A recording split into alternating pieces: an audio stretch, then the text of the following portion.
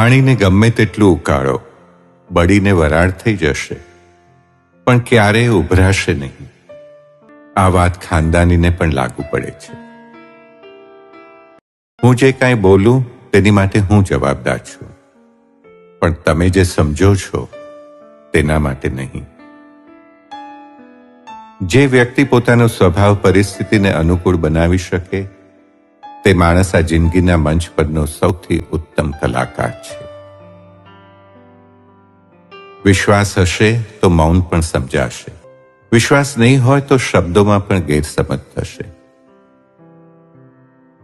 સ્નેહનો વરસાદ ત્યાં જ પડે જ્યાં લાગણીના વાદળ હોય. હૃદયનું પર્યાવરણ ત્યાં જ ખીલે જ્યાં મનની માટી ભીંજાવા તૈયાર હોય. દરેક નિર્ણય વ્યક્તિનો નથી હોતો. અમુક નિર્ણય પરિસ્થિતિનો પણ હોય છે. જે જોઈતું હતું એ મેળવી લીધું એટલે સફળતા. જે છે, જેટલું છે એની કદર હોવી એટલે સુખ. હવે વધારાનું બીજું કાંઈ જ જોઈતું નથી એટલે શાંતિ. ગણતરીના જેવા સંબંધો હોય છે જેમાં કોઈ ગણતરી હોતી નથી. જીવનમાં વાંચવાની આદત હંમેશા રાખજો સાહેબ. પછી એ પુસ્તકો હોય કે આંખો હોય કે પછી કોઈનું મન. સંબંધોમાં મધુરતા લાવવા, ટકાવવા, બીજાને સંભળાવો ઓછું, બીજાને સાંભળો વધુ, અને એના કરતા પણ બીજાને સમજો વધુ. બીજાની ભૂલ થવી એ પાર્ટ ઓફ લાઈફ છે, અને તે ભૂલને ભૂલી જવી તે આર્ટ ઓફ લાઈફ છે. દરેક વખતે મનને મનાવવું એ જિંદગી જીવી કહેવાય, અને ક્યારેક મનનું પણ માનવું એ જિંદગી માણી કહેવાય. મનને સંબંધ તોડવામાં રસ છે, જ્યારે અંતઃકરણને સંબંધ જોડવામાં રસ છે. જ્યારે સંબંધોમાં સંઘર્ષ ઊભો થાય ત્યારે સમાધાન વૃત્તિ લાવવા બે સૂત્રો યાદ રાખવા. પહેલું, મૌન રહેવું, અને બીજું, મન પર ન લેવું. ઝેરનો હિસાબ જરાક વિચિત્ર છે. મરવું હોય તો જરાક જ પીવું પડે, અને જીવવું હોય તો અપાર પીવું પડે. સમયની સાથે તો બધા સંબંધ નિભાવે,